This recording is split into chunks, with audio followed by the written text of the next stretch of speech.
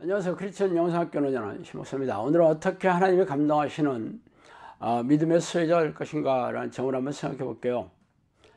크리스천이라면 교회에서 믿음이라는 말을 귀에 모시박이도록 들어왔을 것입니다. 그래서 누구나 하나님이 기뻐하시는 믿음의 수혜자가 되어 하나님의 축복을 받아 행복한 삶을 살다 영원한 천국에 들어가기를 꿈꾸고 있죠. 그래서 당시 설교 때마다 들어왔던 믿음을 성장시키는 방식은 무엇입니까? 주일 성수와 11조, 교회봉사, 새벽기도에 참석 등을 골자로 하는 각종 희생적인 신앙행위를 거론하고 있을 것입니다. 그러나 이런 말은 성경에 없어요. 단지 교회에서 관행적으로 내려오는 신앙 관습일 뿐입니다. 그렇다고 제가 비성경적이라고 말하는 것은 아니에요. 성경에 콕 집어 명령하는 내용이 아니라는 것이죠. 그러므로 먼저 성경에 있는 하나님의 뜻을 행한 후에 교회에서 가르치는 것을 취사 선택해서 행하시면 됩니다. 그러나 교회에서 요구하는 신앙행위로 믿음이 성장할 거라는 생각을 하지 마세요. 교회에서 요구하는 신앙행위를 가장 철저하게 지킨 사람이 누구입니까? 바로 목사들 아닙니까? 그러므로 목사들이 하나님이 기쁘시하는 믿음을 인정받았는지를 날카롭게 분별해 보시기 바라요. 그래서 이참에 하나님이 인정하시는 믿음의 증거를 성경에 찾아 말씀드리겠습니다. 주께서 이르시되 너에게 겨자씨 한 알만한 믿음이 있었더라면 이 뽕나무들어 뿌리가 뽑혀 바다에 심겨라 했을 것이요 그것이 너에게 순종하였으리라. 누가복음 17장 6절이죠. 믿는 자들에게는 이러한 표적이 따르리니 곧 그들이 내 이름으로 귀신을 쫓아내며 새방언을 말하며 뱀을 집어올리며 무슨 독을 마실지라도 해를 받지 않으며 병든 사람에게 손을 얹은 즉 나으리라 하시더라. 마가복음 16장 17, 18절이죠. 예수님께서 말씀하신 믿음의 증거는 기도하는 것마다 응답이 내려오고 이적과 기적으로 귀신을 쫓아내고 질병을 고치는 성령의 능력으로 드러낸다고 말씀하고 계십니다. 그러나 현대교회는 이러한 믿음의 증거에 대해서는 구린 입을 닫고 있어요. 그러면서 자신들의 믿음이 있기 때문에 교회 예배도 드리고 11조도 드리며 각종 희생적인 교회 봉사를 하지 않느냐고 반문하고 있습니다. 그러나 이런 자기확신의 자의적인 믿음으로 천국에 들어갈 리는 만무하겠죠?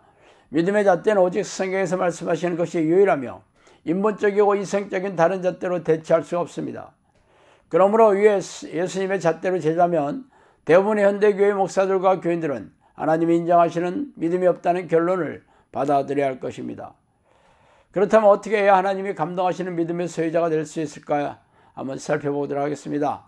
이때 제자들이 조용히 예수께 나와 이르되 우리는 어찌하여 쫓아내지 못하였나이까?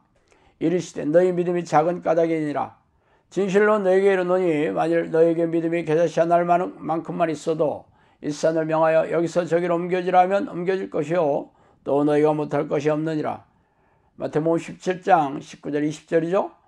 또 집에 들어가심에 제자들이 조용히 묻자오되 우리는 어찌하여 너희 그 귀신을 쫓아내지 못하였나이까? 이르시되 기도 이외에는 다른 것으로는 이런 종교가 나갈 수 없느니라 하시더니라. 마가복음 9장 28절 29절입니다. 위에 마태복음과 마가복음의 교절은 한 사건을 두고 각각 자신들의 견해를 밝힌 내용입니다.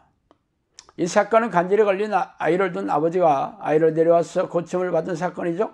먼저 이 아버지는 제자들에게 아이의 문제를 해결해 달라고 했지만 제자들이 고치지 못하자 결국 예수님을 찾아가서 이 문제를 해결받았어요.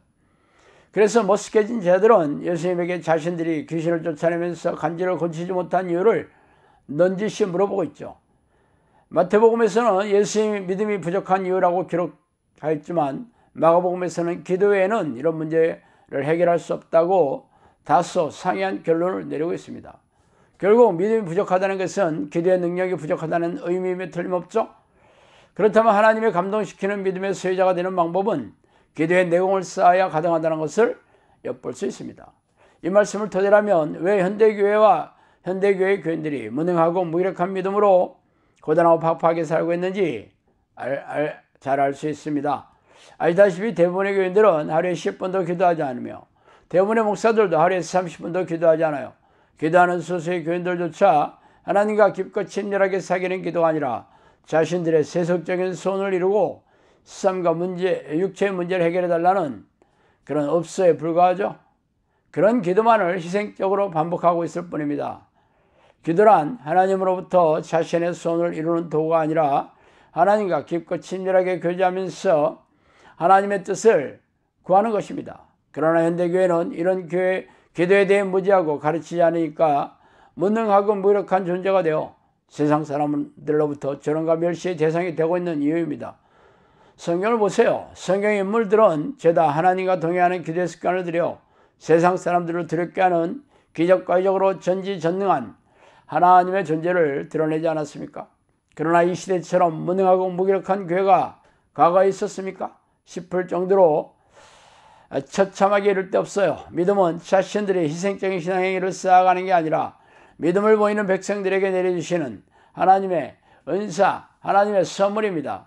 그러므로 하나님이 감동하시는 믿음의 소유자가 되려면 하나님과 깊고 친밀하게 교제하는 기도의 습관이 필수적이겠죠. 믿음이 없이는 하나님을 기쁘시게 하지 못하나니 하나님께 나아가는 자는 반드시 그가 계신 것과 또한 그가 자기를 찾는 자들에게 상 주시는 이심을 믿어야 할지니라. 히브리서 11장 6절이죠.